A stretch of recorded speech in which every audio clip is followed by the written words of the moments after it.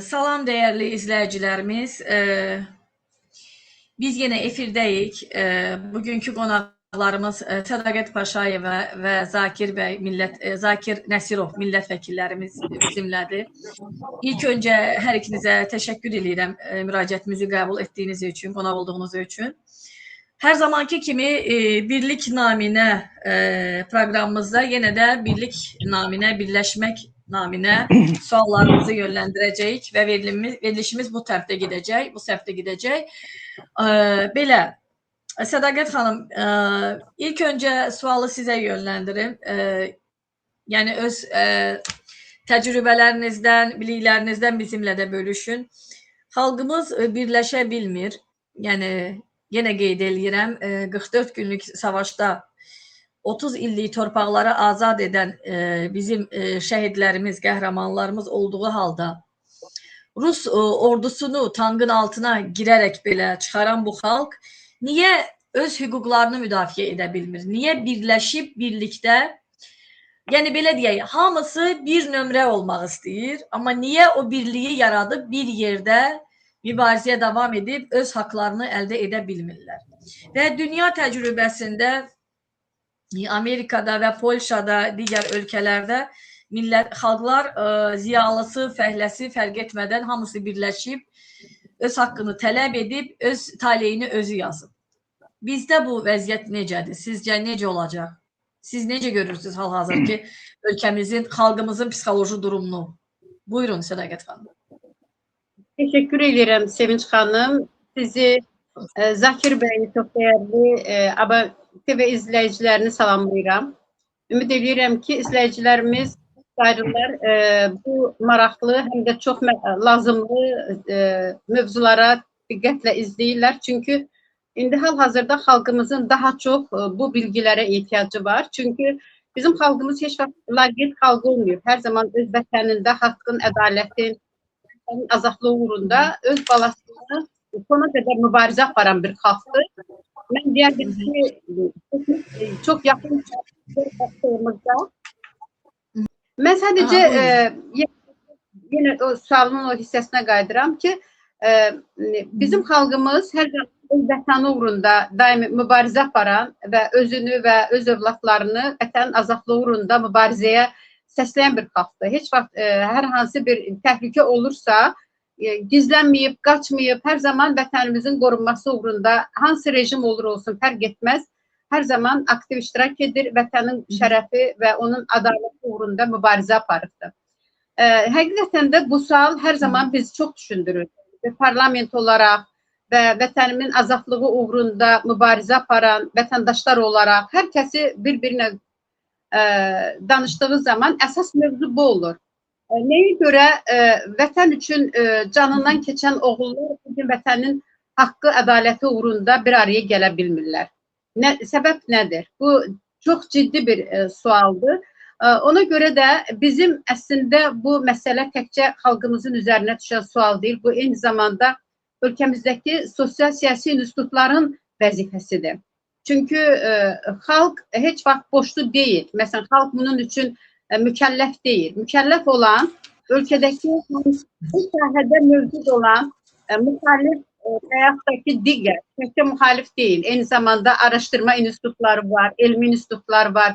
Bu sahədə araşdırmalar aparırlar, sosial tədqiqatlar aparırlar, ölkədəki müqayisələr aparırlar inkişaf səviyyəsinə görə, hangi səviyyədədir və bu heç vaxt cəmiyyətin inkişafı bu institutların diqqətindən kənarda qalmamalıdır. Hər daim, hər rübrikdə ölkədəki sosial siyasətlə bağlı mütləq xalqa məlumat verməlidir və xalqın eğitim sistemi də, digər siyasət partiyalarda buna görə öz işlərini ayarlamalıdır. Harada əksiklik var, o sahə ilə bağlı mütləq eğitimi gücləndirməlidir, proqramlar hazırlamalıdır, araşdırmalar aparmalıdır. Maalesef ki, bizim ölkəmizdə bu dəngə pozulubdur, bu yoxdur. Ona görə də biz artıq o suallara cavab tapa bilmirik ki, nəyə görə, məsələn, insan ölümə gedir ədalət uğruna, haqq uğruna. Amma o ədalətə haqqın qorunmasında pasivdir. Bu artıq məncə xalqımıza veriləcək sual deyil, bu birbaşa bizim Bilimlər Akademiyasına veriləcək sualdır, Sosiologiya institutuna veriləcək və eyni zamanda bugün öz sıralarında daha mübariz insanları birləşdirən müxalif siyasi partiyaların, sivil toplum qurumlarının, yəni sivil toplum qurumları da özdə düşünməsinlər ki, biz burada belə o qədər də məsuliyyətli bir qurumlar deyilik. Əslində bugün əgər hər hansı bir sivil toplum qurumu öz Ədliyyə Sədaqət Nazirliyi Çox rica edirəm. Suallara konkret, lakonik qısa verək ki, yəni 1 saat efirimiz olacaq, yetişdirə bilək, lütfən. Sizin sözləriniz mənim üçün dəyərlidir, bilirsiniz. Prosta dialoq formatını pozmayaq deyə. Yəni siz çalışın sualın cavabını biraz qısa bitirin ki, mən digər suala keçim və artıq gecdir Azərbaycandan. Nəsirov Zakir bəy də mən dediyim bura qədər, mən dediyim bura qədər ki, nəyə görə biz, bizim xalqımız, birinci sualınızın cavabı bura qədər olsun ki, nəyə görə xalqımız bu məsələdə yəni aktiv deyil. Belə deyək ki, aktiv deyil. Çünki bu sahədə çalışan insanlar var. Amma nəyə görə birlik yoxdur bu barədə? Mən bura qədər, bu sualın cavabını bu qədər verə bilirəm. Təşəkkür edirəm Sədaqət xanım. Təşəkkür edirəm dəyərli Sədaqət xanım. Və Zakir bəy, sizə belə bir sual yönləndirmək istəyirəm. Yəni bu birliyin pozulmasına nail olmalarının nəticəsindən bəlkə də daha kəskin deyək, daha ali səbəblərindən biri də ailə institutunun olmaması, ailələrin pozulması, sosial paylaşmanın düzgün təminlənməməsi nəticəsində ailələrin pozulması və yaxud da belə deyək, bizim Azərbaycan qadınların psixologiyasını çox yaxşı bildikləri üçün kişilərimizə loru şəkildə deyək, namus, ana, bacı şüarı ilə qadınlarımızı ikinci xəttə saxlayıb ailələrin pozulmasına nail olmaları ola bilərmi sizcə? Buyurun. Salam, axşamınız xeyir Sədaqət xanım, Sevinç xanım və bizim başsazımız olan bizi izləyənlər. Sədaqət xanım çox gözəl vuruladı. Həqiqətən vətən həmişə dardı olanda oxumuşuq, gördüyümüzdə görmüşük, bizim qadınlarımız hətta zinət əşyalarından belə keçiblər. Bu yalan söhbətdir, bizdə vətən ruhu yoxdur, biz belə passivik, bu tamam yalandır. Bunu bizə kənardan yedizdiriblər. Yedizdirənlər də çox aydın məsələdir. Rus şovinistliyi, İsrail qəsbkarları, nə bilim nələrdə, hamısı bizə bu kənardan gəlir. Pilus da. Bizdə adətən deyirlər ki, televizorda bugün bir şey eşitdik, televizorda yalan ola bilməz. Və biz baxırıq başda duranlara, birinci ailəyə, ailənin tərbiyəsinə, özünü aparmasına və bu cəhətdən də elə bil ki, milləti bilərəkdən yolundan saptırırlar. Bilərəkdən. Keçən il 25-ci ilin məlumatına, statistika məlumatına görə, bunların öz məlumatını da mən deyirəm, 11.400 kəbin kəsilib, 6.400 boşanma qeydə alınıb. Bu necə Azərbaycanca, bu dəqiq məlumat, yəni Azərbaycan statistika məlumatıdır. Bunun da nəzdində Sevinç xanım, dəqiq məlumat budur. Bəli. Bunun da nəzdində düzdür. İqtisadi amillər var, işsizlik, evsizlik. Bunlar hamısı təsir. Keçən il MİQə 64.500 ərizə verilib müəllim işə girməkdən ötürü. Neçə nəfər qəbul etsələr yaxşıdır? 4.500. 60.000 necə olub? Aydın məsələdir. Həmin müəllimlər, müəllimələr müəyyən təşkilatlarda işləyir və təşkilatlarda da telefonlarda, müəyyən saytlarda görür ki, belə istəmirəm mən nəsə qrubu deyəm, qadınları nələrə məcbur edirlər iş xatirinə. Və bunu bilərəkdən edirlər ki, bütün qadınlarımız birinci ailə səviyyəsində, necə ki, Razi Nurullayev deyir ki, deputatımız, bütün qadınlar özünü Mehriban xanıma oxşatmaq istəyirlər. Mən bunun qətiyyən əleyhinəyəm. Mən heç vaxt hörmətli elm adamımız Sədaqət xanımı Mehriban xanıma oxşada bilmərəm. Heç vaxt. Bu mümkün olan bir şey deyil. Bəli. Bu absurddur. Bir də bizim millət deyir ki, deputatlar, nə bilim, filan kəs filan dedi. O günləri belə bir deputat var. Erkin Qədirli. Bilmirəm sizə rast gəlib, rast gəlməyib. Deyir ki, millət bizdən tələb edir. Bax, Bəli, millət başa tanıyıram, düşmür ki, bizi yuxarıdan birinci şəxs nə deyirsə, biz ona əl salırıq. Bizdə bir günah yoxdur. Yəni, bu yuxarıdan pozulmadı hamısı, bu amillər, Sevinç xanım. Ona görə də biz şəxsi ambisiyalara görə, nəyilərsə görə bizi sanki biz bizləşmək momentində hansı bir qüvvəsə bizi başlayır aralamağa. Bizim birinci parlamentdə siz səhv eləməmsə Sevinç xanım siz yox idiniz. Necə onu parçaladılar və bu ikinci çağırışda da bilmirəm hiss elədiniz, eləmədiniz. Seçki vaxtı müəyyən nəsə əməllər ortaya çıxdı, qarşısını ala bildilər. Bizi kənardan ümumiyyətlə birləşməyə qoy. Çünki biz birləşməsək heç bir şey elə bilməyəcək. Rossiyan Dumasında 4 fraksiya var. Vətən söhbəti gələndə həmişə onlar bir olurlar. Adi vaxtda, yəqin Sadaqət xanım məndən də yaxşı bilir, kommunistlərlə liberallar bir-birini qırırlar. Vətən söhbəti, qeyrət söhbəti gələndə hamısı birdir. Yumruğu bir yerə var. Bizdə yox. Bizdə şəxsi ampiyalar bunu üstələyir. Biz nə qədər ki millətləşməmişik, birləşməmişik və bu əzablara düçar olacaq. Sevinç xanım, istəsək də budur, istəməsək də budur. Bəli, haqlısınız. Tamamilə razıyam.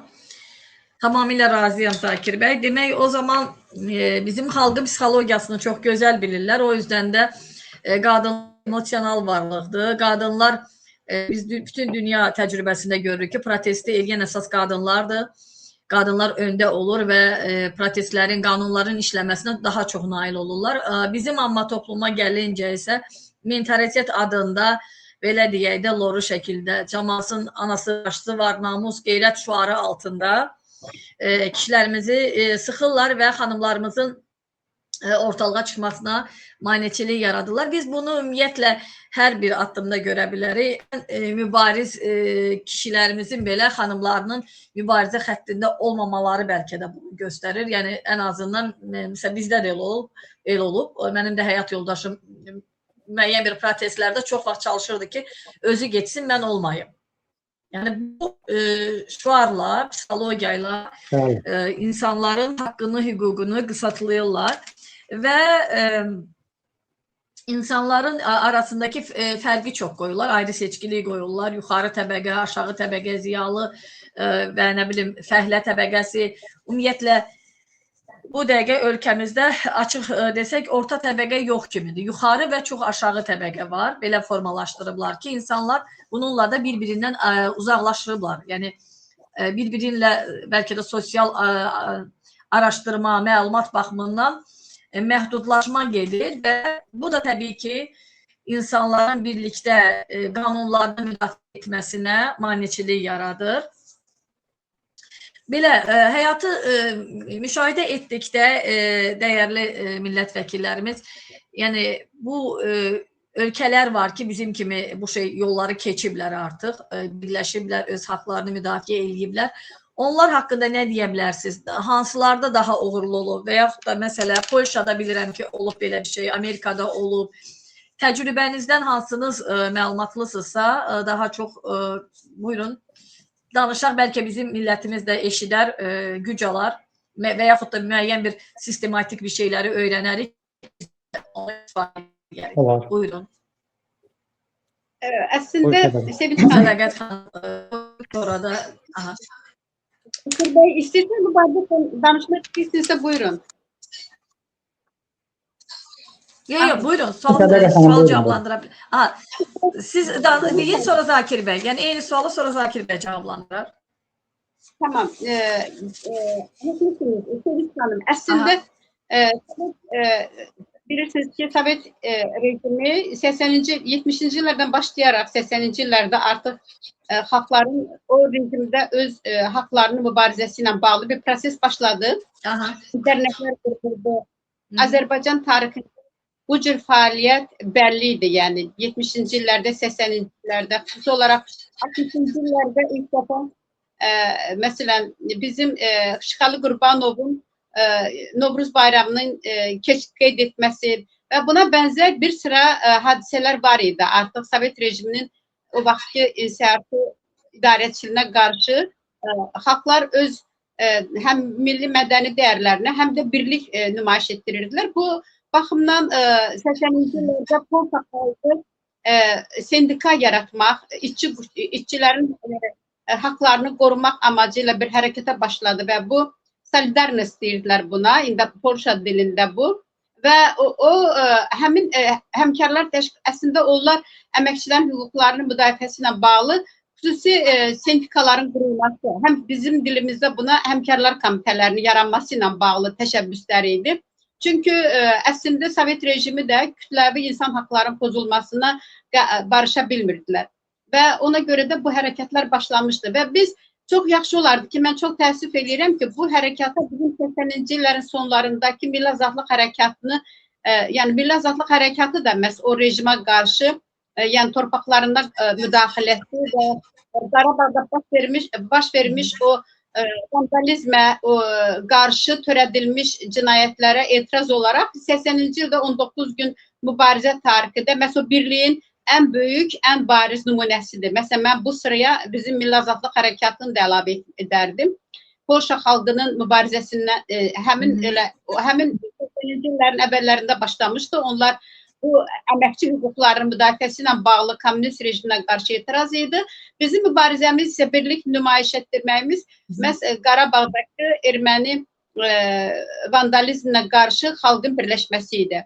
Və bu özü də çox möhtəşəm bunu çox yaxşı olar ki, bizim sosiologlarımız bunun təhlilini hazırlasınlar və bu xalqın inanılmaz dərəcədə həm gün baxımından, həm təşkilatçılıq baxımından, həm də nəticə baxımından ki, bu ölkədə milli azadlıq hərəkatı ölkədə müstəqilliyi gətirdi və bu həqiqətən də bugün bəşəriyyət tarixində öyrəniləcək, təhlil olunacaq bir hadisədir. Bunu yaxşı olardı ki, bizim həm o dövrün tarixçiləri, həm sosiologları hep bərabər siyasət adamları bunun bir bilim dalı kimi hazırlayıb mütləq dərsliklərə salınmasını, dərsliklərə salmalarını təşkil etsinlər. Bu çox önəmli bir məsələdir.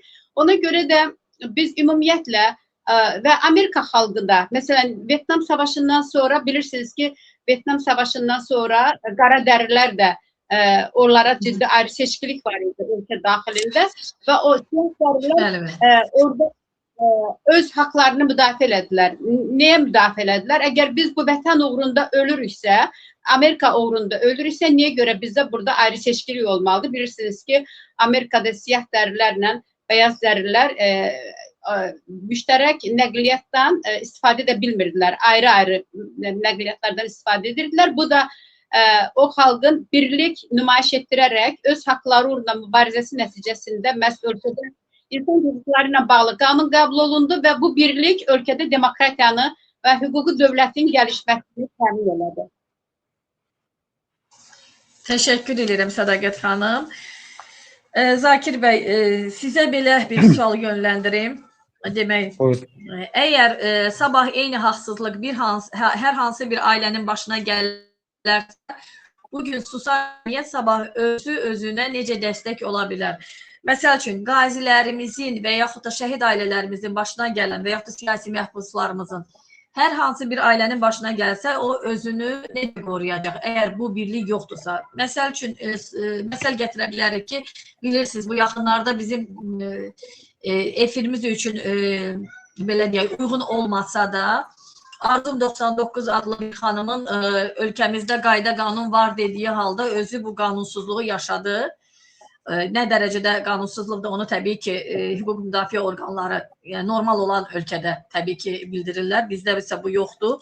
Yəni, hər iki tərəf özünə görə haqlı olduğunu sübut edir və TikTok səviyyəsində hüquqi, kriminal məsələlər gedir.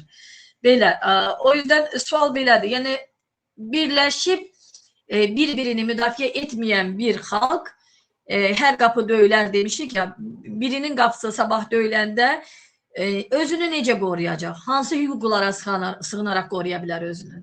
Buyurun Zakir bəy. Çox gözəl sualdır Sevinç xanım.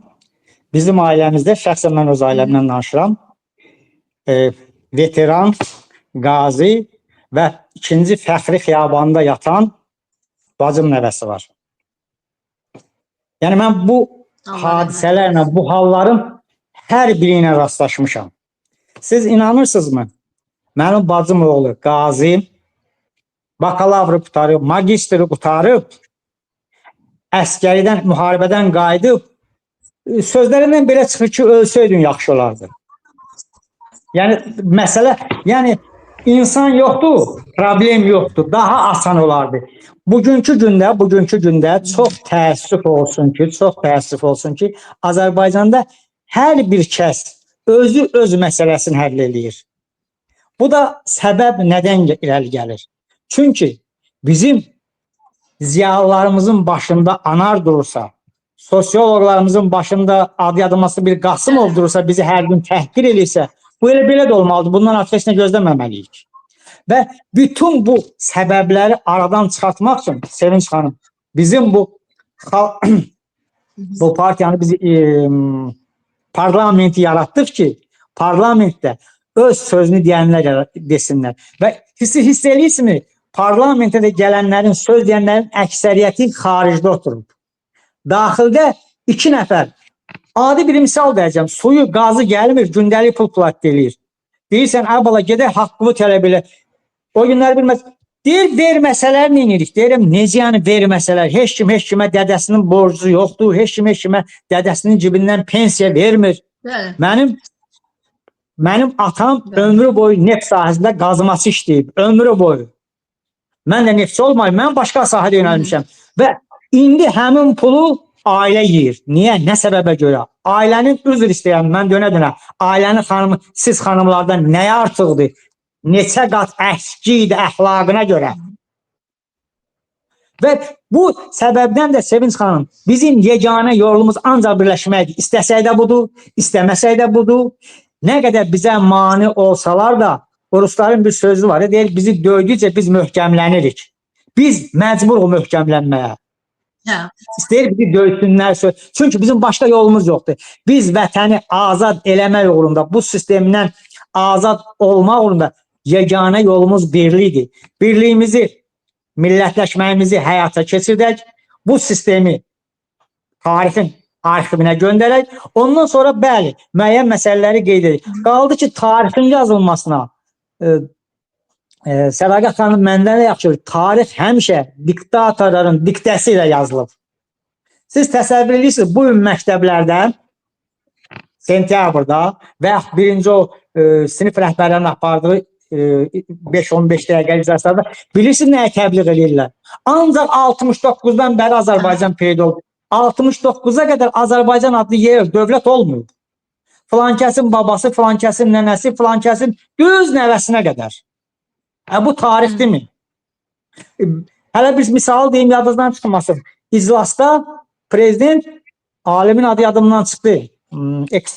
Ensiklopediya, alimi qovdu ki, hələ mən sağam, sən mənim atamın əleyhinə gedirsən. Alimi qovmaq nə deməkdir? Alimin, Quranda deyir, alimin bir damla mürəkkəbi şəhidin qanına bərabərdir. Və bu alimi qovuruqsa, ziyalımız yoxsa, biz kimə qulaq asıb, nə vaxt birləşəcəyik? Biz bütün bu qüvvələri özümüzdən yad etmək məcburiyyətində qalıb, yenə birlik və birlik. Başqa yolumuz yox, Sevinç xanım. Yol birlikdədir. Yol birlikdən keçir. Düzdür, əzablıdır, daşlıdır, kəsəklidir, qumlu, çınqıllıdır. Ancaq biz bu yolu keçməliyik. İstəsək də keçməliyik, istəməsək də keçməliyik ki, üzr istəyirəm sizdən dönə-dönə.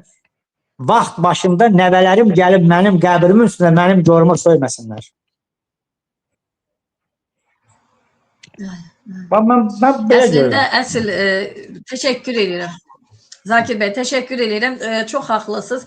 Əslində yaxşı valideyn, yaxşı ana, ata, nənə, baba, yəni belə çox üzr istəyirəm bir ifadə var, burnundan o yanı görməlidir. Yəni gələcəyi düşünməlidir. Özünü düşünürsə, təbii ki, bugün diktatorluq edir. Amma yox, həqiqətən də övladını, nəvəsini, gələcək nəslini düşünürsə, o zaman bugünkü hər addımını özünə və nəslinə hörmət olaraq sayğı ilə etməlidir, davranışlarına riayət etməlidir. Bəli, bu sistemin ilk öncə işi ziyalıları ölkədən qovmaq oldu ki, indi hal-hazırda gördüyünüz bizim savadlı millət vəkillərimiz maalesef hərəsi bir ölkədədir. Sədaqət xanım özü Paşayeva çox yüksək səviyyədə bir xanımdır. Belə bir xanımımızı şəxsən başqa bir ölkədə olduğu müddət bizim xalqımız itirir. Çünki ölkəmizdə daha böyük işlər görə bilərdi xanımlarımız üçün və yaxud da Zakir bəy. Maalesef. Belə bir sual da yönləndirim. Demək, qorxu əslində çox böyük bir məfhumdur. Amma elə olur ki, bəzən qorxu nə vaxt insanları susturur və nə vaxt isə insanları bir-birinə daha da yaxınlaşdırır. Yəni qorxunun hər iki tərəf gücü var. Biz müşahidələrimizdə görürük ki, ümumiyyətlə zamanın demək belə deyək, senarisini heç bir şəkildə heç bir diktator, padşah indiyə qədər poza bilmir. Çünki pozsaydılar tarixdə yaxşı qalardılar. Yəni biz baxanda nə görürük? Padşahlar belə öz belə deyək, malikanəlarını, saraylarını adi Avropada belə bunu görürük. Öz ölkəmizdə də çox yüksək dağın üstündə qurublar, orada yaşayıblar. Bu nəyə göstərir? Demək ki, xalqdan uzaqda və özünü daha yüksəkdə görməyə üstünlük veriblər. Yaptıqlarının, belə deyək, etdiyi günahlara görə xalqın onu cəzalandırmaması üçün daha yüksəkliklərdə görürük biz bu sarayları. Hələ tarixdən, köhnədən. Ona görə də onlar da zamanın demək, senarisinə qarşı çıxa bilməyiblər. Sualımız belədir. Qorxu həqiqətən də iki tərəfli olur. İlk öncə qorxan millət, sonra da qorxudan birləşir. Bax, bu nöqtəyə toxunmanızı istəyirəm Sədaqət xanım və Zakir bəy. İcazənizlə Sədaqət xanım, sonra da eyni sualı cavabını Zakir bəydən gözləyirəm. Buyurun. Təbii ki, Zakir bəy çox gözəl vurğuladı və həqiqətən də cəmiyyətdəki qorxu insanları bəzən sustura bilir. Bir müddət ola bilir bu susqunluq, pərakəndəlik bir müddət ola bilir. Sonra bu qorxu tamamən aradan götürülür və necə ki bizim xalqımız ən qəddar erməni faşizminin qurbanı olsa da heç qorxmadan bir araya gəlib torpaqlarını çox rahatca azad etdi. Baxmayaraq ki, adamlar düşünürdülər ki, artıq bizim gücümüz yetməz falan. Neysə, axır ki, hətta Qarabağda döyüşməyə gedən bizim çox sayda soydaşlarımızı belə həbs etmişdilər o zaman. Yəni, adamlar Qarabağın azadlığı uğrunda mübarizə qalxan insanlarımızı, soydaşlarımız həbs olunmuşdu. Qarabağ savaşı başlayan zaman o soydaşlarımız hələ həbsxanadaydı. Onların cəza müddəti bitməmişdi. Yəni, qorxu təbii ki, çox ciddi faktordur. Yəni, qorxu insanların həyatında çox ciddi rol oynayır.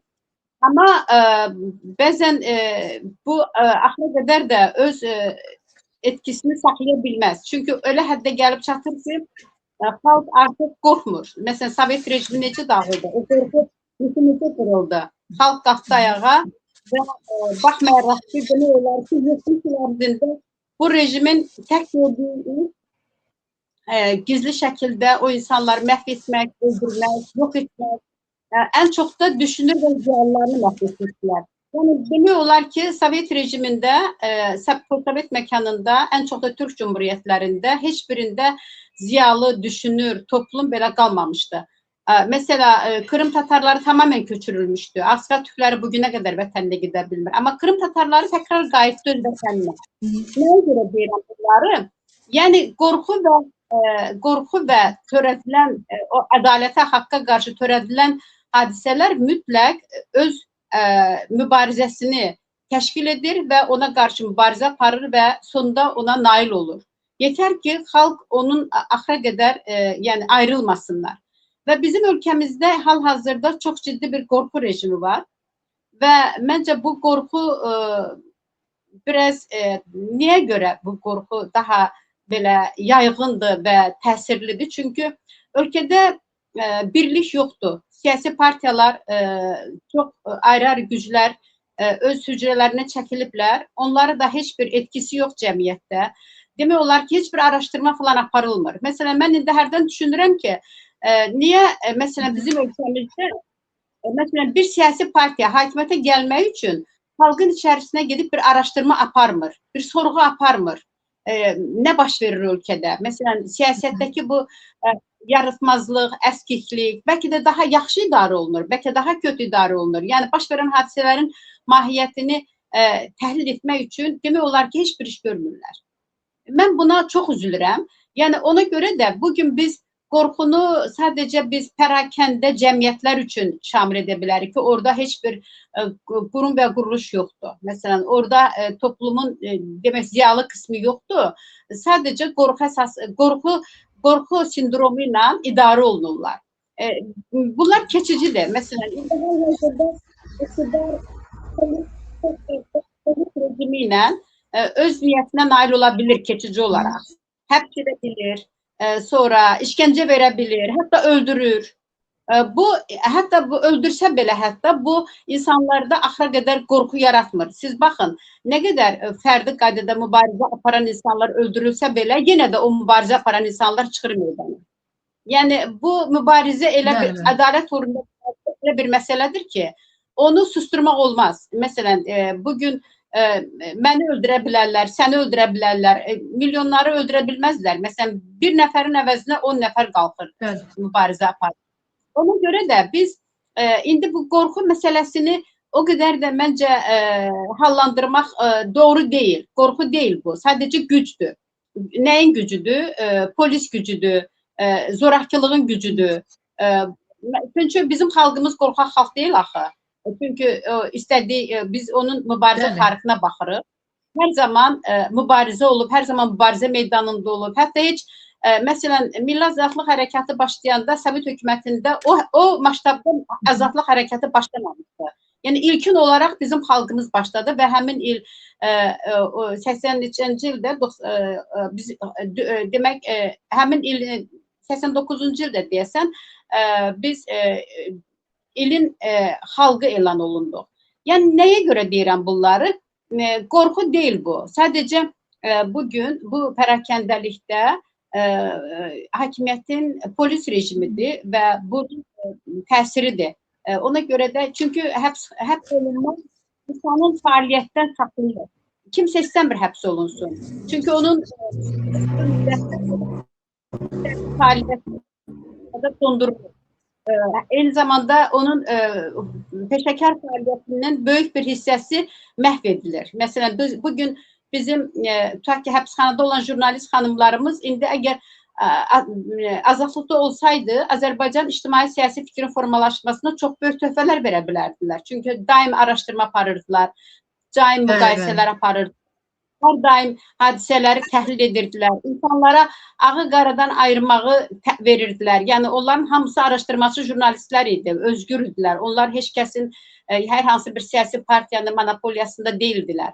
Məsələn, çünki mən o qadınlarla işləmişəm, mən onların ruhunu çox gözəl bilirəm. Hətta, məsələn, öğrenci qızlar belə hətta can atırlar ki, ölkəmizdə məsələn, ədalətli rejim olsun. Çünki onlar gələcəyini görürlər o cəmiyyətdə, övladlarının gələcəyini görür. Onlar kör-körənə bu hadisələrə belə necə gəldi, həvəslər şəqiyyətdə yanaşmırlar.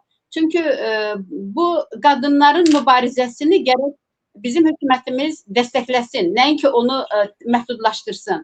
Çünki bütün ölkələrin mübarizə tarixinə baxırıq, hətta Avropa xalqlarının və Amerikada qadınlar bu mübarizəni, demokratiyanı qurdu. Almaniya xalqının tarixində bu belədir, İsveç xalqının tarixində bu belədir.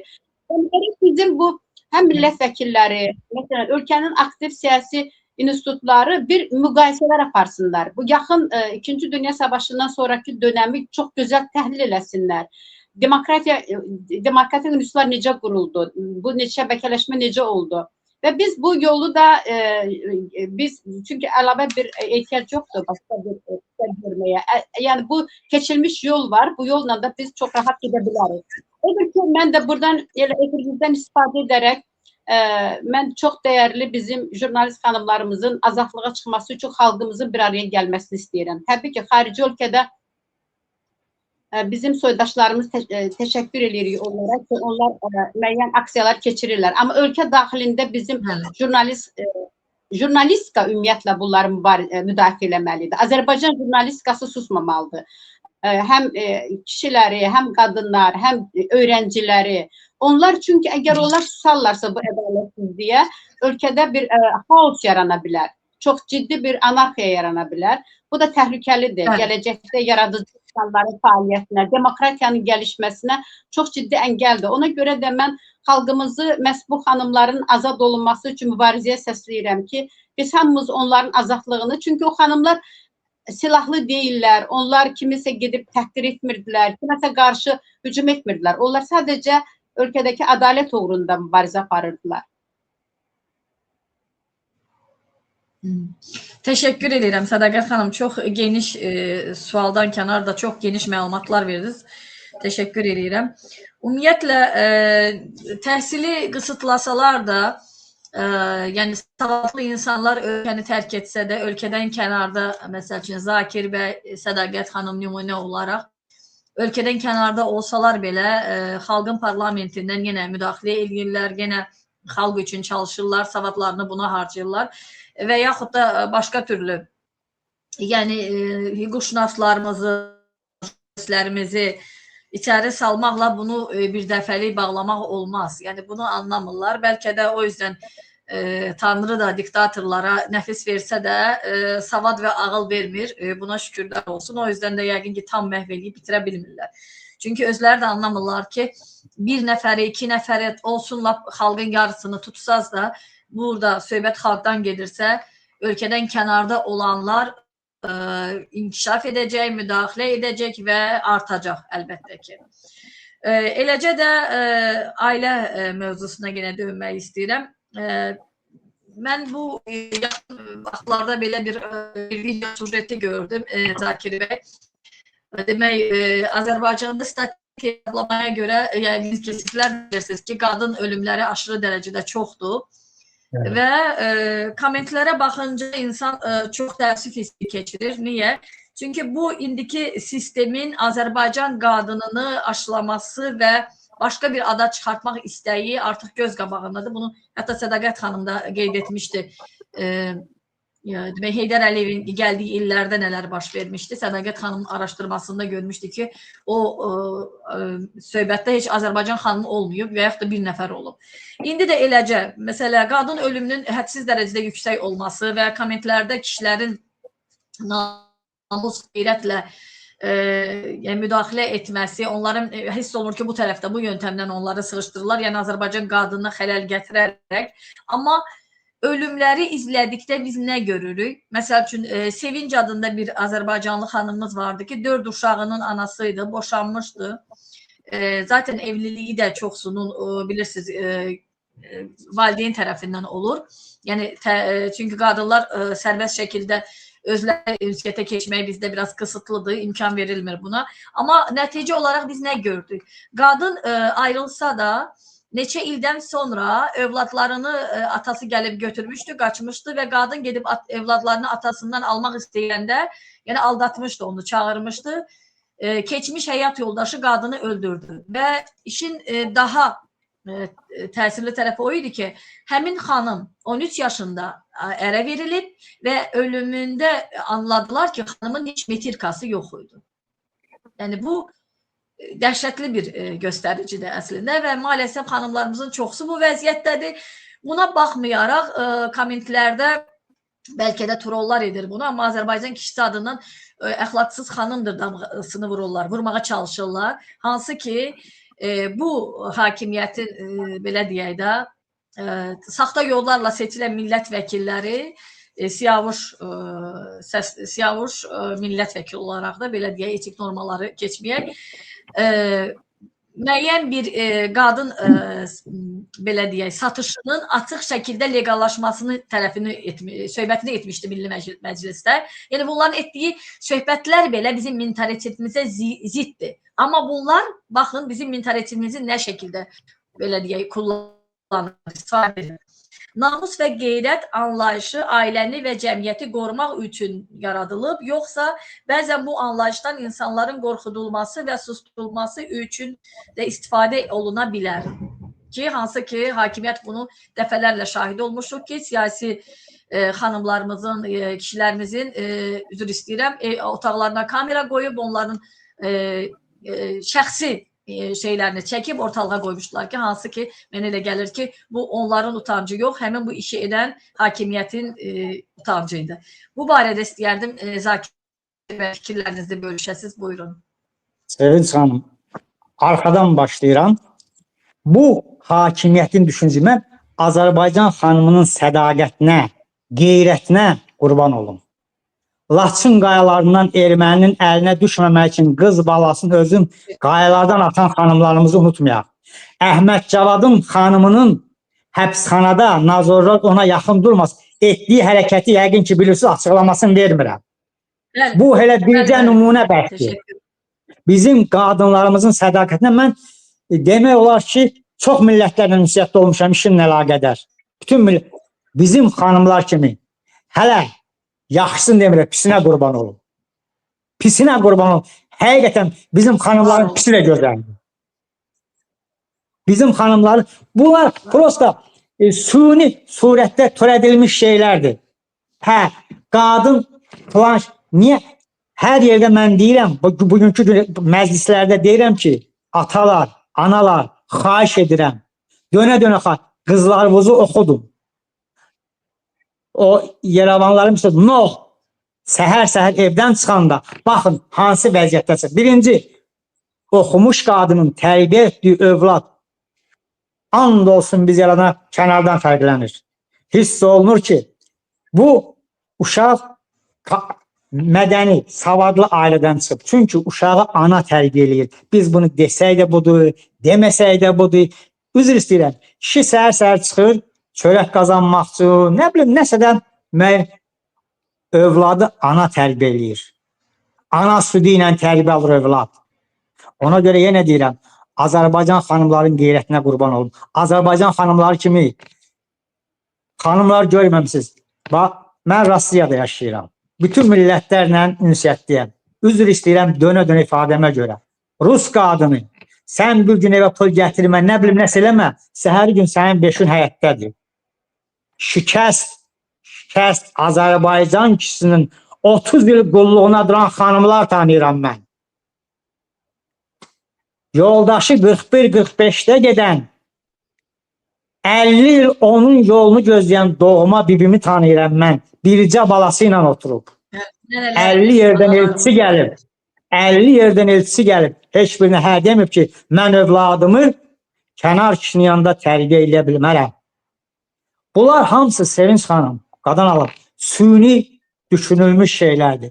Çünki indi yenə deyirəm, bizim ziyalılarımız yoxdur. Qabaqda gedən İsmail Şıxlımız yoxdur. Bəxtiyarımız yoxdur. Bunlar Xəlilzamız yoxdur, hayqıra. Ona görədir bunlar hamısı. Necə olur ki, tarixdə ilk dəfə yəqin ki, uzağa getməyə fikrimi yayınlamasın.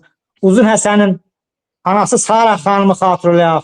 Nə bilim, İgid xanımlarımızı xatırlayaq. Bunlar heç bir yaddan çıxmıyor. Mən ona görə dünəndən başladım. Dünəndən ki, Laçın qayalarına Əhməd Cavaddan ki, bizim xanımların adına ləkə atmaq, bu bilə-bilə bizi düzgün yoldan sartdırmaq deməkdir. Bizi deyirlər ki, qadın-kişi bərabərliyi. Bəli, qadın-kişi bərabərliyi səs vermədə, işdə, bura qədər bəzi işlərində görsən, gender bərabərsizliyi vardır. Eyni işi qadın da görür, kişi də qadın asılar. Bərabərlik başqa şeydir. Amma evdə bizim öz mentalitetimiz var. Kişi başdır, belə deyək də, ailə, cəmiyyətin kiçik üzvü olub, yaxın izdivaca əsaslanır. Bunu hamımızdan heç kimi alır ötürmək fikrim yoxdur. Kişi prezident, qadın ekonomik deyirlər, maliyyə naziridir. Bütün evin işlərin, tərbiyəsin, hətta kişinin özünü də tərbiyə edən qadındır. Hər bir qüvvətli kişinin arxasında qüvvətli qadın dayanmırsa, o kişi heç nədir. Mən bunu xayqıraraq da deyə bilərəm. Şeyx Şamili nəzərimizə gətirək. Şeyx Şamil deyir ki, məni Şeyx Şamil elə mənim qadınım olur. Odur ki, qadınlarımıza bizim artıq söz. Bu, nə cəmiyyətimizə yaradır, nə hiçbir şey. Qaldı ki, qorxaqlığa Sevinç xanım. Qorxaqlıqdır, sevincdir. Bu, insana xas olan xüsusiyyətdir. Biz alovdan qorxuruq, oddan qorxuruq, vəhşi heyvandan qorxuruq. Qaldı ki, bu biri qorxuyor, bu biri qorxuyor. O vaxtı 600 sekund adlı belə bir veriliş vardı. Nevzorov aparırdı. Bilmirəm, yadınızda qalıb qalmayıb. O, Azərbaycan kizirinin Qarabağda göstərdiyi şücaətdən saatlarla axıra qədər danışırdı. Mübariz Qurbanovu gözünüzün qabağına gətirdi. İbrahimovu gözünüzün qabağına gətirək. Bütün rotaya qarşı çıxdı. Qorxaqlıq düz ola bilər. Mən tək olaramsa, kimsə mənə hücum eləyərsə, ola bilər. Ancaq mən hiss eləsəm ki, mənim arxamda Paşayeva kimi, Sevinç xanım kimi, o sədaqətli qardaşlarım kimi insan dayanıb. Ölümdən and olsun bizə. Mən şəxsən ölümdən qorxmuram. Mən bu qollarım üstündə o qədər cənazələr daşımışam ki, adi haldır o mənim üçün. Haçansa biz bir şey bilirik, Sevinç xanım, həm də bilmirik. Bilirik ki, biz dünyaya gəlmişik və bir dünyadan bir gün gedəcək. Bilmirik, nə vaxt gedəcək. Amma çalışmalıyıq, vuruşmalıyıq ki, gedəndə desinlər Allah rəhmət eləsin, deməsinlər Allah lənət eləsin Siyavuş kimlərə. Bax, fərqimiz bundadır. Siyavuş, üzr istəyirəm, dönə-dönə, siz demədiniz, mənim uca nəsə yarama toxundunuz. Siyavuş öz ailəsində nəsə yarada bilsin, ondan sonra buradakı bu gözəl xanımlar haqqında nəsə demək fikir olsun. Geçsin, suyun ölçsün vedrəylə. Özünə düşən işləm danışsın. Qorxaqlığın, deyirəm də, şəxsi fərdi qorxaqlıq ola bilər. Biz bir olsa, el deyir, bir olsa zərbi gələn sındırar. Biz bir olmalıyıq. Yenə, ən axırda deyirəm, biz birləşməliyik. Başqa yolumuz yoxdur, anam. Başqa bizim yolumuz yoxdur. Birləşib bu sistemi tarixin arxivına göndərməliyik. Və ondan sonra düzdür, kiminsə bir iqtisadi planı olacaq, başqa birinin bir iqtisadi planı olacaq. Bu tamam başqa söhbətdir. Vətən naminə mən haminəm bir olmağa hazıram. Licbi vətən azad olsun. Ana azad. Anam deyirik. Və anamızın anası kimdir? Bu torpaqdır, bu vətəndir də. Əgər mən öz anamı azad eləyə bilmirəmsə, mən kimə lazımam? Mən nə qeyrətdən danışacağam, nə vicdandan danışacağam. Ona görə də qadınlı, kişili aslanın erkəyi dişisi olmaz. Sevinç xanım. And olsun, baxıram mən bu telefonda orada da qadınlarımız, mən istəmirəm kişilərin xətrinə dəysin. Qadınlarımızın əksəriyyəti bu dəqiqə kişilərdən milyon dəfə qeyrətlidir. Mən kiminsə heysiyyatına toxunmaq istəmirəm, əstəğfurullah, bu fikrim yoxdur. Amma mən qadınlarda cəsarət görəndə, istər-istəməz, ana kimi, bacı kimi onlara bucaq açmaq istəyirəm. Ona görə deyirəm, qurban olum Azərbaycan qadınının qeyrətinə. Belə bir qeyrət heç bir millətdə yoxdur. Kim istəyirsə, diskusiya, mən hazırım. Azərbaycan qadının qeyrət haqqında diskusiya saatlarını deməyə mən hazırım. Bu qədər. Teşekkür ederim değerli Zakir Bey. Çok teşekkür ederim. İnanın o kadar emosyonel bir cevap oldu ki hakikaten de duygulandık. Azerbaycan qadınına Azerbaycan kişisi değer verip o yüzden de Azerbaycan xanımı belə değerlidir. Yani bu hakimiyyət nə qədər istəsə də ləkə vura bilməyəcək. Çünkü bu əslində qorxu ilk öncə özlərindədir. Elə bu cəmiyyətin, bu xalqın, qadınların, kişilərin Azərbaycan kişisindən, xanımından qorxduğu üçün bu qədər, necə deyim, ləyaqətsiz yollara əl atırlar ki, bu birliyi görməsinlər. Çünki bu birliyin qarşısında dayana bilməzlər. Baxın, Azərbaycan qadını, xanımı dedikdə Sədaqət xanım nümunədir. Sədaqət xanım illərini, həyatını, belə, üzr istəyirəm, şəxsi həyatını belə xalqın yolunda fəda edən bir xanımımızdır. İllərlə qadın və uşaq cəmiyyətində nələr edib. Belə bir xanımı ölkədən uzaq salmaq özü belə cinayətdir. Bu xalqın qarşısında böyük bir günahdır. Yəni, Azərbaycan xanımları haqqında kifayət qədər danışa bilərik. Eləcə də Sədaqət xanıma Azərbaycan kişiləri ilə bağlı sual yönləndirəm ki, Sədaqət xanım, dəyərli Sədaqət xanımımız, bizim bu cür ləyaqətli, şərəfli, namuslu, qeyrətli kişilərimiz var. Azərbaycan kişiləri var. Ya 90-cı illərdə Rus ordusunu tankın qarşısına çıxaraq çıxardan Azərbaycan kişisi, ya 92-ci illərdə silahsız erməninin qarşısına çıxan yaralılarımızı, meyidlərimizi erməninin caynağından qurtaran Azərbaycan kişiləri və yaxud da 44 günlük savaşda hələ cavan övladlarımız şəhid olaraq deyib qapını örtüb gedən Azərbaycan kişiləri, sizcə bu kişilərin psixologiyalarını nə qədər bilsələr də namus, qeyrət adı altında sıxışdıra biləcəklərmi? Yoxsa biz o bir aslan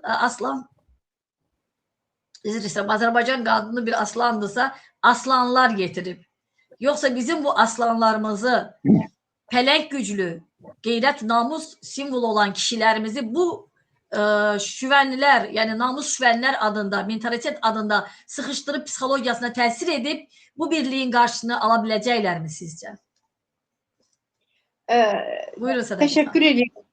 Sevinç xanım, çox təşəkkür edirəm. Çox ciddi bir sualdır bu. Həqiqətən də xalqımızın hər bir nəfərini düşündürəcək bir sualdır. Və həqiqətən də bugün Zafir müəllim dediyi kimi o şərəfli qadınların yetirdiyi oğullar da vətəndə bu qəhrəmanlıqları göstərən. Mən xüsusi diqqəti birinci Qarabağ savaşındakı bütün oğullarımızın diqqətə çatdırmaq istəyirəm. Təbii ki, 44 günlük savaşda da onlar qeyri-adi bir qəhrəmanlıq göstərdilər. Amma unutmayaq ki, birinci Qarabağ savaşında həm biz SSR-dən yeni ayrılmışdıq. Bilirsiniz ki, Rus zabitləri də bütün avadanlıqları, geyim əşyalarını, əskərlərin qış geyimlərini məhv etmişdilər. Demək olar ki, ayaqlarına geyinməyə ayaqqabı belə tapa bilmirdilər. Demək olar ki, o birinci Qarabağ savaşında inanın ki, mən onun canlı şahidiyəm, çünki mənim qardaşım da o 5 il o Qarabağ savaşında oldu və inanın ki, yay paltarlarını buraxmışlar bilərəkdən. Bilərəkdən yay paltarlarını buraxmışdılar, qış paltarlarını tamamen məhv etmişdilər. Onlar çox qalın paltarlar, altdan başqa paltarlar geyinib üstündə əskər paltarı olaraq, yəni o Rus yay paltarları, nazik yay paltarları geyinib o qarlı havada vuruşdular. Mən birinci Qarabağ savaşının qəhrəmanlarının haqqında biz hələ bir şey yazmamışıq. Mən ümumiyyətlə, mən bilmirəm bizim yazıçılarımız nə düşünürlər bu barədə. Yəni, çünki onların şahidləri var indi, onların yəni hadisələrin şahidləri var və o qəhrəmanlıqlarla bağlı mütləq yazmaq lazımdır. Mən Nizami Nərmanovu tanıdım, çünki o Bakıda doğulmuş, böyümüş bir qəhrəman idi. Yəni, Ağdamlı idi, amma Bakıda doğulmuşdu və demək olar ki, eğitimini Bakıda almışdı və təsadüfən biz eyni çalışdıq o zaman. Deyir, məni Ağdama gətirən nə oldu? Deyir, bunun dediklərini söyləyirəm. Deyir ki, biz yay tətillərinə Ağdama gəlirdik. Ata-anası Bakıda universitet müəllimləri idi. Biz yalnız yay vaxtı gəlirdik Ağdama. Və mən gələndə, deyir, pəncərəmizin qarşısından həmişə kərtənkələ qaçdığını görürdüm. Və mən öz-özümə qərar verdim. Uşaq vaxtı, deyir, bu məni çox narahat eləmişdi. Mən qərar almışdım ki, universiteti qutaran kimi mən gəlib Ağdamda çalışacağam.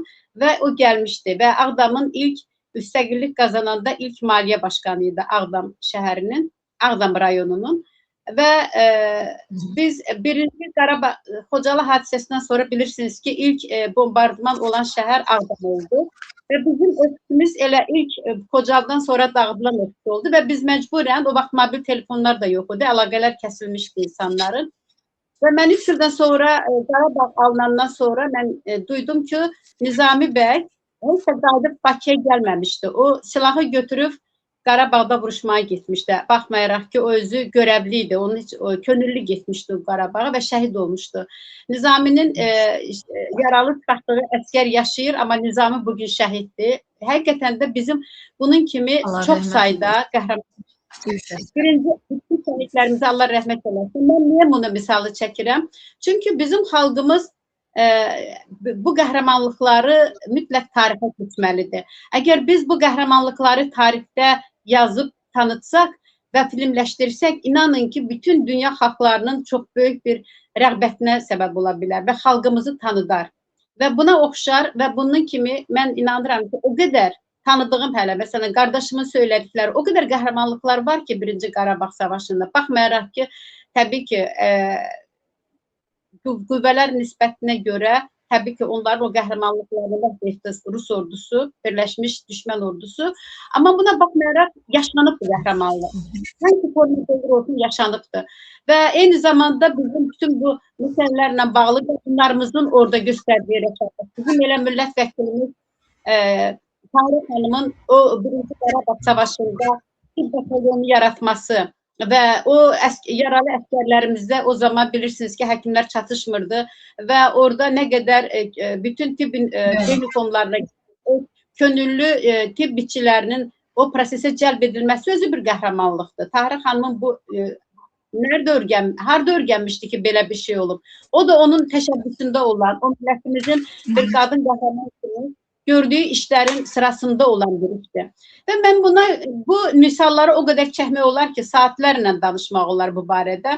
Və mən bütün bizim qəhrəmanlarımızın, məsələn, Etimad Əsədov Rusiyada yaşayırdı. Bizim bilirsiniz ki, Qarabağ qazilərini sonra təşkilatlandırdı.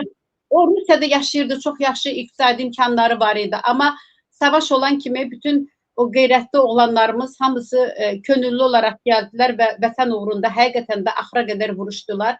Bütün şəhidlərimizə Allah rəhmət eləsin. Onlar bizim şərəf səhifəmizdir. Millətimizin həqiqətən də şərəf səhifəsidir. Mən edirəm ki, bizim yazarlarımızdan çox ricada bulunuram bu efir vasitəsilə.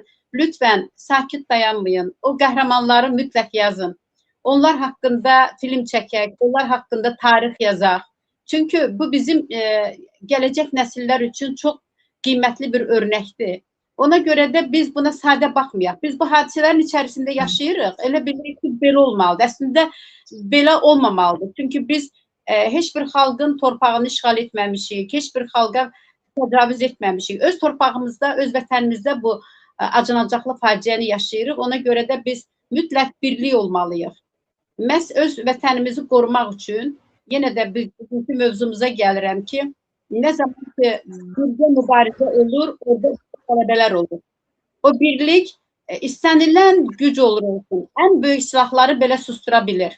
Xalqın birliyi mütləq, yəni sadə, əliyalın xalqın, heç bir silahı olmayan xalqın birliyi ən böyük silahları susturur. Necə bizim bu yaxında Amerika-İran savaşında bunu bizim soydaşlarımız orada çox bariz şəkildə nümunəsini göstərdi. İran savaşı, İran-Amerika savaşı başlayanda hər kəs hazırlıq görürdülər ki, biz Türkiyədə, Azərbaycanda oradakı uşaqları, yaşlı qadınları ağırlamaq üçün gərək tədbirlər görək. O xalqın heç biri getmədi oradan. Axıra qədər vətənini qorudu, dövlətini qorudu. Baxmayaraq ki, uzun illərdə həm Molla rejimi, həm Fars rejimi onları orada məhv edir. Amma buna baxmayaraq onlar bezmədi. Çünki bizim orada həmin dərişçi jurnalist orada mən vaxtınızı almayım və bunu mən dəfələrlə təkrar edirəm ki, o xalqımızın beyninə... Buyurun, dəyərli danışın. Oradaydı. O gəldi efir vasitəsilə bunu səsləndirdi ki, Farslar ölkədən gediblər. Onlar deyir, öz var dövlətlərini qorumaq üçün qonşu ölkələrə sığınıblar. Mazandaran digər ölkələrdədirlər. Orada bizim soydaşlarımızdır, deyir, Amerika silahlarının qarşısında dayanan. Bu qəhrəmanlıqları biz susmamalıyıq, bunu deməliyik, qiymətini verməliyik. Ona görə və eyni xalq, ikiyə bölsələr də bu qəhrəmanlıq həm Güney Azərbaycanda, həm Quzey Azərbaycanda zaman-zaman özünü göstərir. Yəni, Azərbaycanda bu qədər böyük fəlakətlərin qarşısında biz bir ölkəyə getmədi. Mənim söylədiyim bir nəfəri başqa ölkələri kütləvi şəkildə getmədi. Baxın, Əfqanistan hadisələri, Suriya hadisələri, kütləvi şəkildə insanlar öz vətənlərini tərk etdilər. Amma biz öz vətənimizi tərk etmədik, toparlandıq, gücləndik.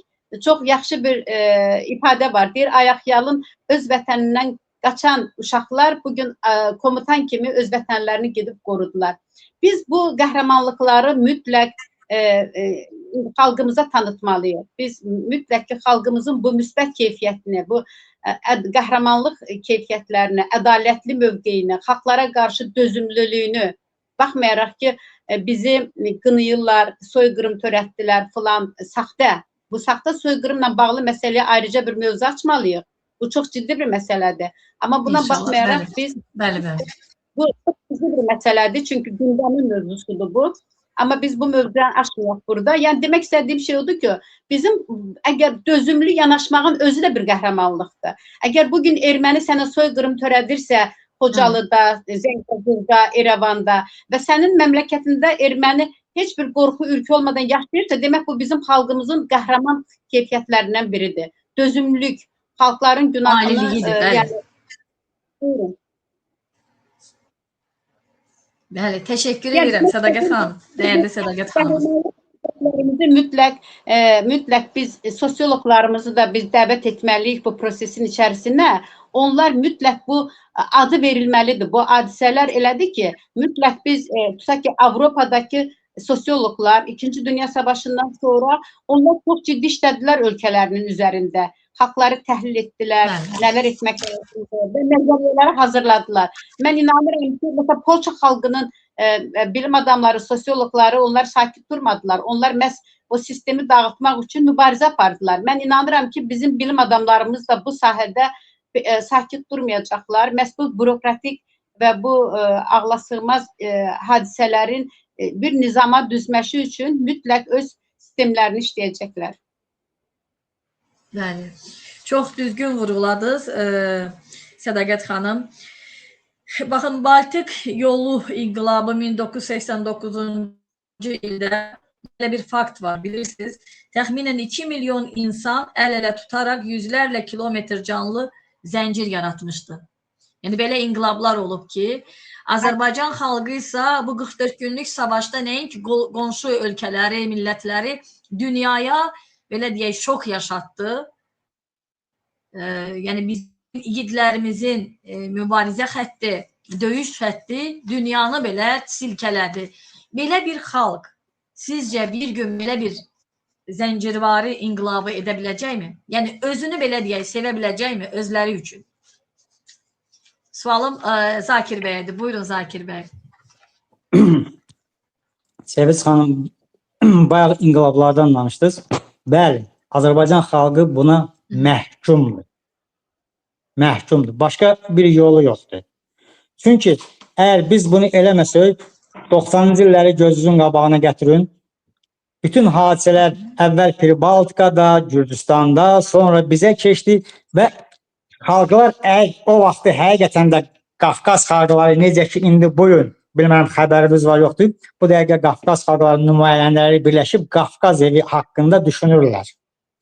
Əgər vaxtı bunu düşünsəydilər və Rus əzabından, Rus maşasından lap tez azad olardılar.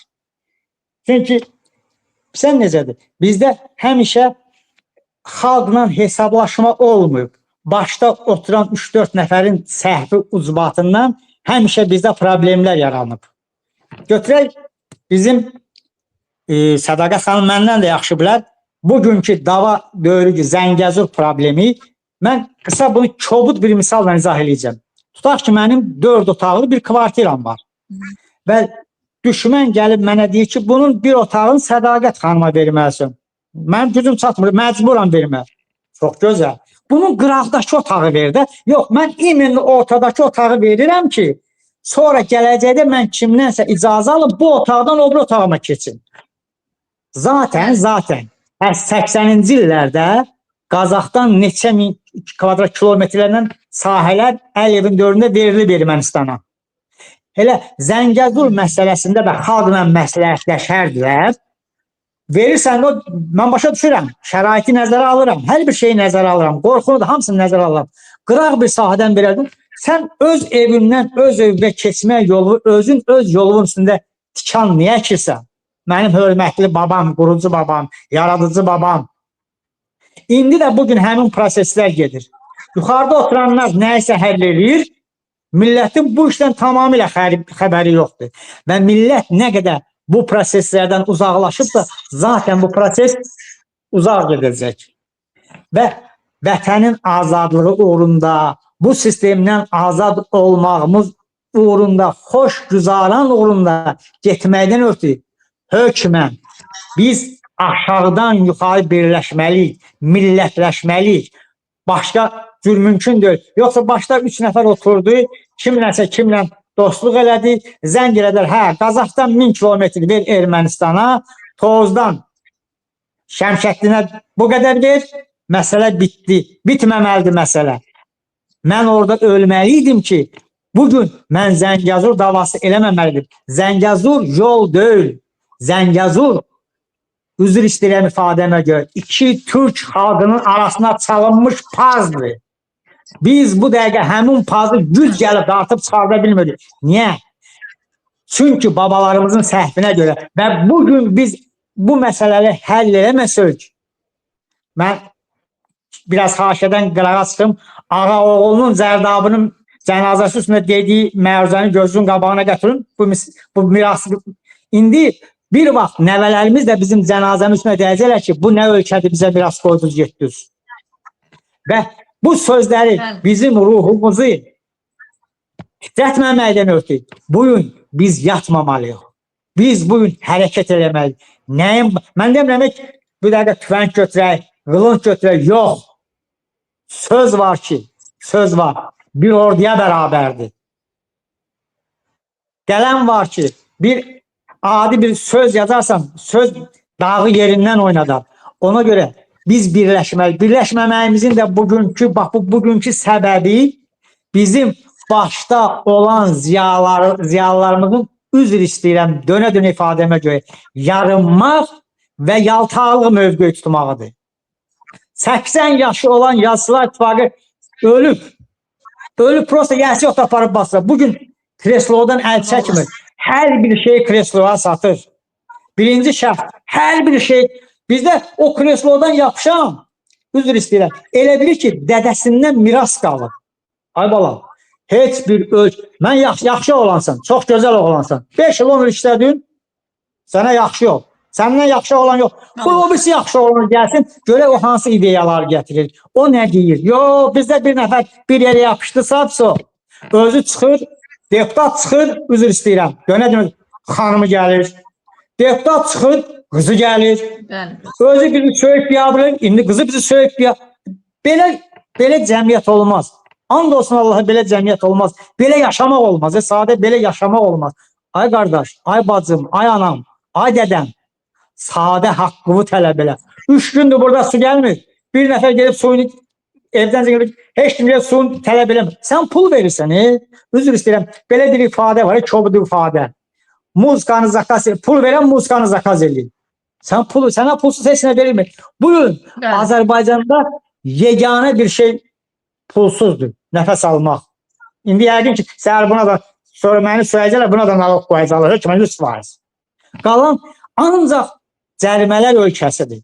Bu yaxınlarda avtobuslarda zakirdir, nədir? Biletsiz gedənlərə cərimələr, şəhər daxili 20 manat, rayonlar daxili 50-40 manat, biraz gəmilərlə, poizlərlə gedənlər 100 manata qədər. Belə ölkəm olar, belə yaşayışım olar. Çıxır, üzr istəyirəm, haşədən biraz qırağa çıxıram. Yara, problem o da çoxdur, bilmirsən hansından danışım, hamısından.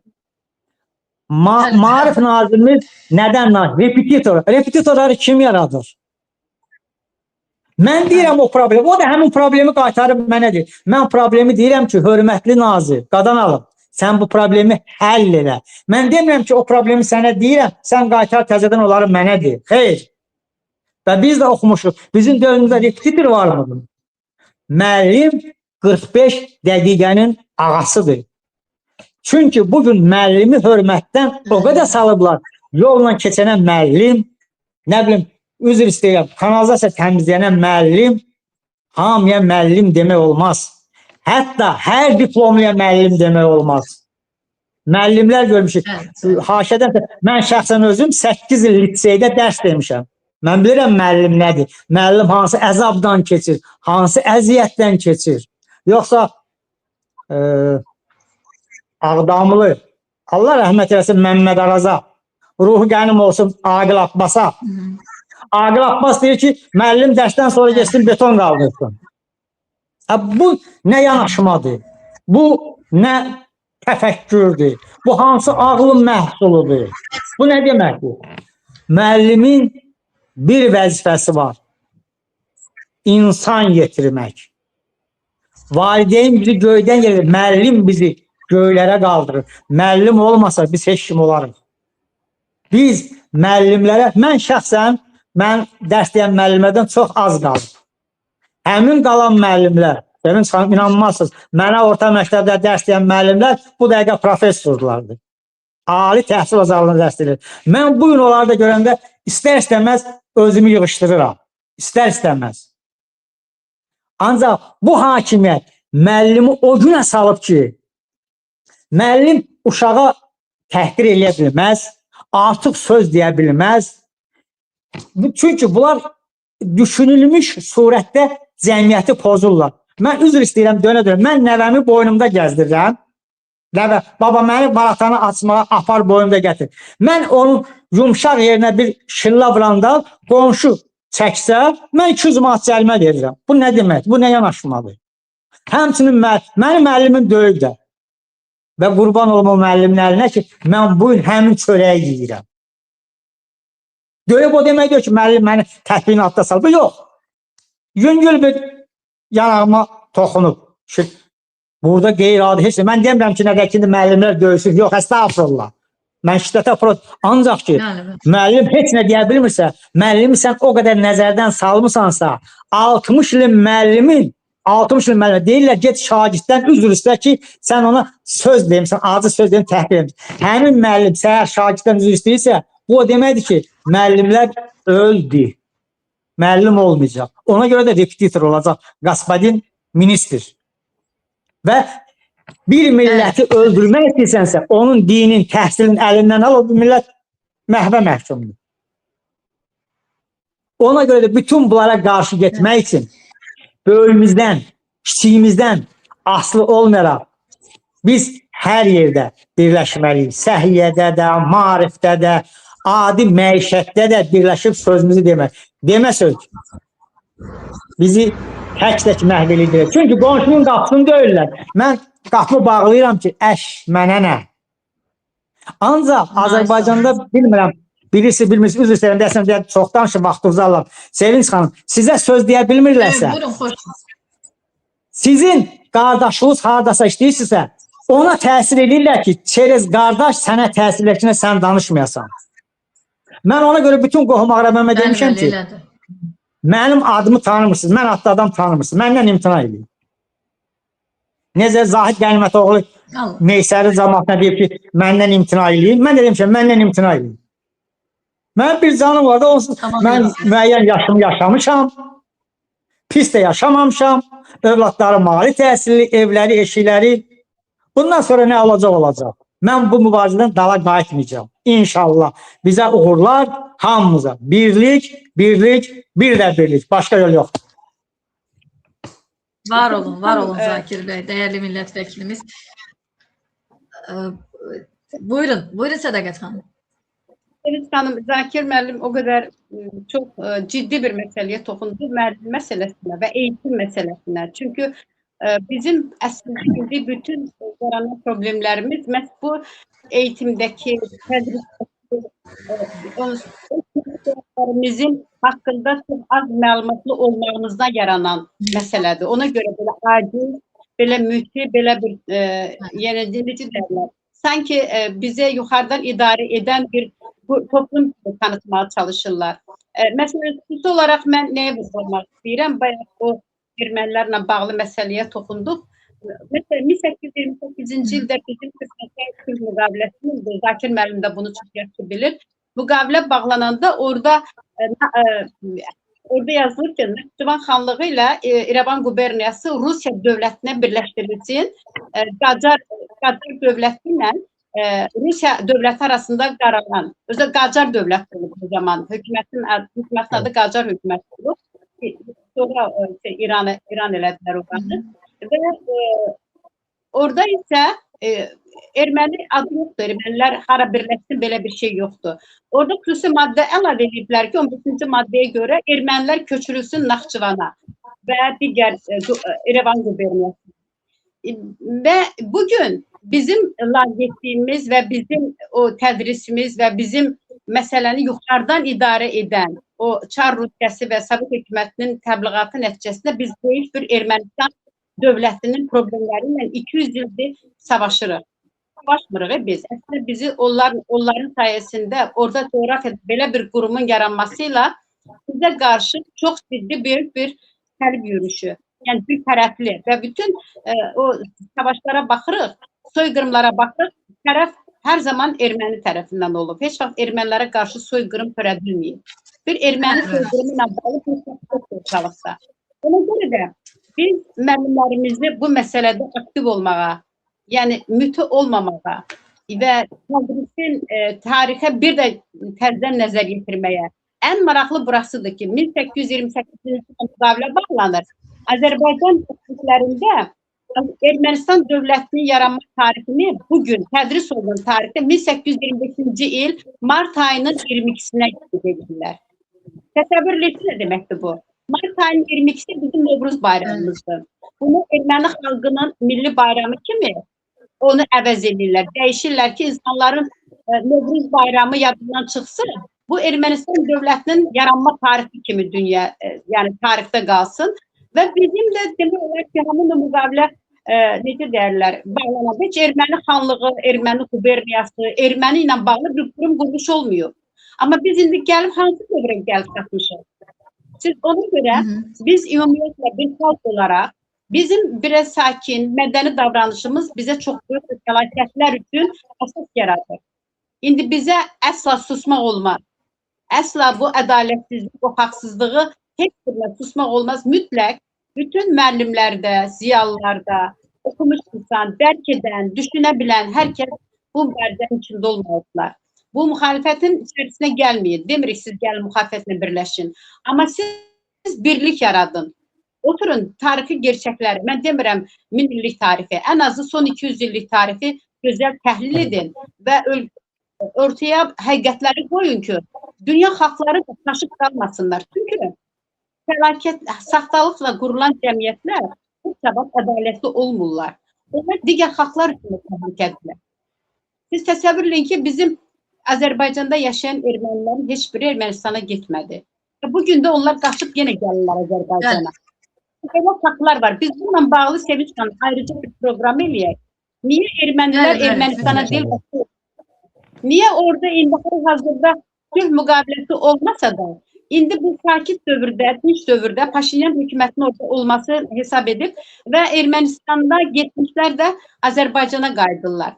Və bu mədəniyyəti, bu dəyəri bizim ziyalılarımız adını verməlidir və biz dünyaya tanıtmalıyıq özümüzü.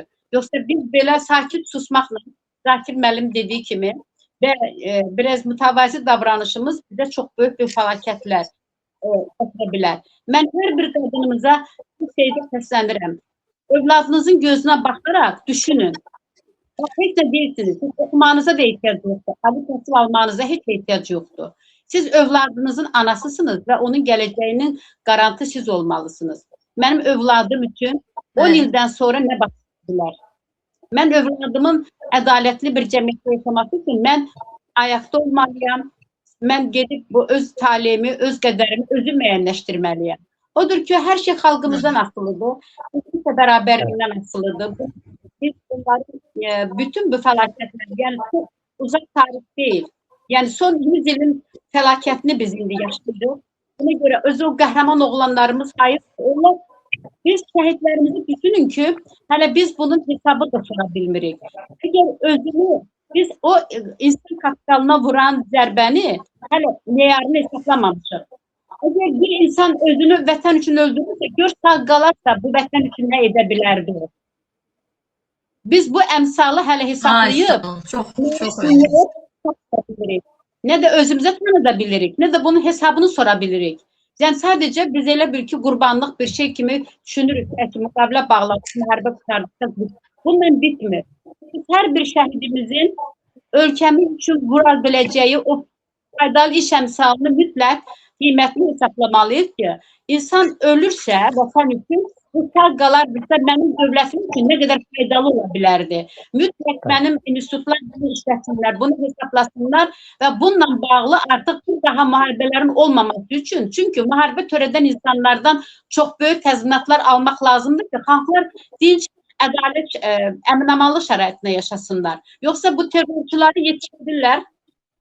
terrorçular da onlar. Ermənistan tərəfdə çalışanların 80-90% terrorçulardır və buna da ayrıca bir mövzu lazımdır. Çünki bu faktlar var.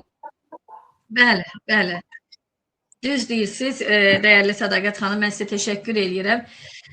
Çox önəmli nöqtələrə toxundunuz. Maalesef sizin dediğiniz çok önemli meseleler hukuki bir devlette baş verebilir.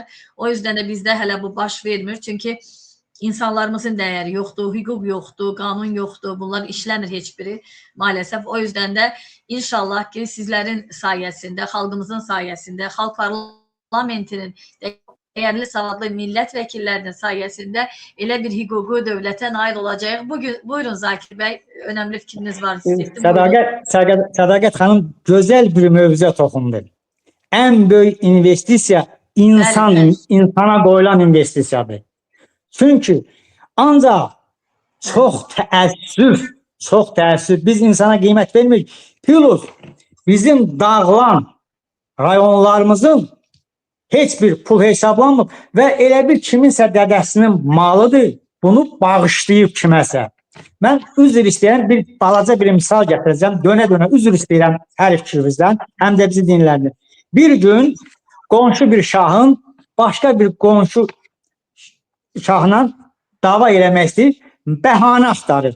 Gəlir deyir ki, hərəmxanadan filan qadını mənə verməlisən, vəzir, vəkil deyir, bunun başı xarab olub, bu nədir? Bu həmin xanımı verir. Bir neçə ay keçəndən sonra deyir ki, filan atı mənə verməlisən. Bu yenə verir. Bir müddət keçəndən sonra gəlir deyir ki, o sərhədə yaxın yerdə balaca bir balota yer var, onu mənə verməlisən. Bu vəziri çağırır ki, qoşuna əmr ver hazırlaşıb. Deyirlər şey, başın xarab oldu. Atı verdin, qadını verdin. Balaca yer gözə bataqlıq, orada heç nə əmələ gəlmir. Deyir, qulaq asın. At mənim şəxsi malım idi, özüm bilərəm. Qadın mənim hərəmxanam idi, özüm bilərəm. Torpaq mənim deyil, babalardan bizə, bizdənsə gələcək nəslə qalandır. Ona xalq cavab verməlidir. Mən şəxsən ona cavab verə bilmərəm. Ona görə də biz insanlarımıza investisiya qoymalıyıq. Gözəl insana belə şeylərin qədrini bilsin. Vətənin qədrini bilsin. Dağılan ölkələrimizin, kəndlərimizin qədrini. Yoxsa çıxıb deyir ki, mən Ermənistandan heç bir təzminat istəmirəm. Sən kimsən istəmirsən? Sədaqət xanım istəyir, babasının yurdunu istəyir. Mənim dostum var Kəlbəcərdən, Molla Bayramlıdandır. Deyir, mən atamın evinə qayıtmaq istəyirəm, heç nə istəmirəm. Mən imin o kəndə qayıtmaq istəyirəm. Mənə heç nə lazım, nə ağıllı ev, nə ağıllı Volga, heç nə lazım deyil. Mənim deyir, yerimi versin, öz evimi, özüm tikib quracam. Mən heç nə lazım deyil. Torpağın qədrini belə bilərlər. Torpaq anamızdır. Anamızın qədrini, qeyrətini bilmiriksə, torpağın qədrini necə biləcək. Ona görə bizi, üzr istəyirəm, belə beynimizə o qədər işləyiblər ki, bizi manqurtlaşdırmaq dərəcəsinə gətirib çatdırıblar. Sədaqət xanım düz deyir. Və bizim nə 44 günlük müharibə, nə birinci vətən, niyə gözəl-gözəl kinolarımız, əsərlərimiz yoxdur? Niyə? Nə səbəbə? Biz qəhrəmanlarımızın adını oradan buna kənar. Mən Mübariz İbrahimovun qəhrəmanlığını Putin'dən eşidirəm. Niyə? Nə səbəbə? Türkiyədən eşidirəm. Nə səbəbə? Bəli. Bəli. Sözün deyəni də, sözün deyənlər cavan üzr istəyirəm, cavan qız balalarımızı atıblar. Kişinin qeyrəti olur. Kişi də qadın türməyə atar mı? Sən Azərbaycan kişisisən. Sən kişilikdən, qeyrətləndən vurursan. Kişi də qızın türməyə atar mı? Niyə utanıb ölmürsünüz? Ölüm olsun bu hakimiyyətə. Ona görə də bu hakimiyyətə qarşı, yenə deyirəm, biz birləşməliyik. Başqa yolumuz yox. Bəli. Tek yolumuz, qalibiyyətin tek yolu birliyimizdir. Çox təşəkkür edirəm, değerli Zakir bəy, Sədaqət xanım. Gerçekten Sədaqət xanım çox düz vuruladı. Mən də düşünürəm ki, Azərbaycanın ən böyük sərvəti nə onun nefti, altını onlar deyil. Ən böyük sərvəti insanlaradır. Çünki Azərbaycan xalqı qədər, kişisi qədər, xanımı qədər dəyərli, yəni maalesef dəyərli millət olmadığımız halda maalesef sərvət kimi harcanırıq. Yəni hal-hazırda bizim Zakir bəylərimiz, Sədaqət xanımlarımız və kifayət qədər beyin axını var xarici ölkələrə ki, Artıq bu barədə xarici ölkələrdəki millətlər danışır, medialar danışır və dəyərli xalqım, biz itirə gedirik. Sustuqca itiririk. Öz dəyərli insanlarımızı itiririk. Nəinki ölkədə olan sərvətimizi, nəinki haqqımızı. Biz artıq birləşməliyik ona görə ki, dəyərli xalqım, biz nə deyirik? Özünü sev deyirik. Ayağa qalx, özünü sev. Özünə hörmət et. Özünə dəyər ver. Öz qanunlarını özün işlət. Öz haqqını özün yiyələn.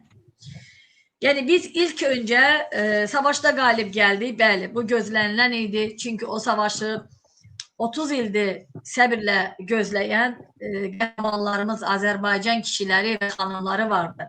Amma biz bir şeyi unutmayaq ki, öz aramızda olan savaşı qalib gəlməliyik.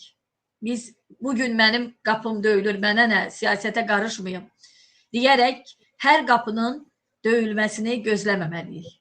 Ayağa qalxmalıyıq, birləşməliyik və öz haqqımızı özümüz almalıyıq. Heç bir xalq gəlib bizim üçün bunu etməyəcək və bunun üçün bizim dəyərli xalqımız var. Çox güclü Azərbaycan kişiləri və çox güclü Azərbaycan xanımları var. İnşallah ki, bu gözəl günü bir gün görəcəyik. Mən dəyərli millət vəkillərimizə, çox dəyərli Zagir bəy, çox dəyərli Sədaqət xanım, sizə təşəkkür edirəm. O dəyərli vaxtınızı bizə ayırdığınız üçün və gələn verilişlərə qədər deyirəm hər kəsə. Bu birliyi görmək ümidi ilə və bu birlik naminə təşəkkür edirəm sizlərə və təşəkkür edirəm izləyicilərimizə. Gələn verilişlərə qədər. Sağ olun. Çox sağ olun. Sağ olun. Sağ olun.